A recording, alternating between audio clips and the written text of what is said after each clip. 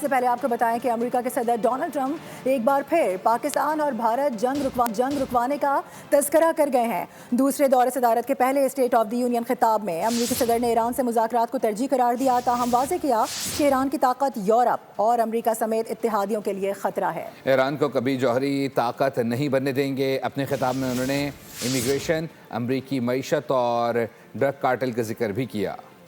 ایرانی میزائل جلد امریکہ تک پہنچیں گے۔ میزائل یورپی ممالک اور امریکی اڈوں کے لیے خطرہ ہیں۔ ہم ایران سے ڈیل کی کوشش کر رہے ہیں، چاہتے ہیں مسئلہ سفارتکاری سے حل ہو جائے۔ امریکی صدر ڈونلڈ ٹرمپ نے خدشے کے ساتھ ایران کو ایک بار پھر دبے لفظوں میں دھمکی دے دی۔ اسٹیٹ آف یونین سے خطاب کے دوران جہازوں کی گنتی تو نہ بتائی، لیکن یہ ضرور کہا ٹیرف کو ٹرمپ کارڈ بنا کر جنگیں رکوائیں۔ امریکی صدر نے گفتگو میں کہا پاکستانی وزیر اعظم بھی میری کاوشوں کے معترف ہیں۔ ٹرمپ نے دعویٰ کیا 9 ماہ میں ایک بھی شخص غیر قانونی طور پر امریکہ میں داخل نہیں ہوا۔ وینزویلا کو امریکہ کا نیا دوست ملک قرار دیا۔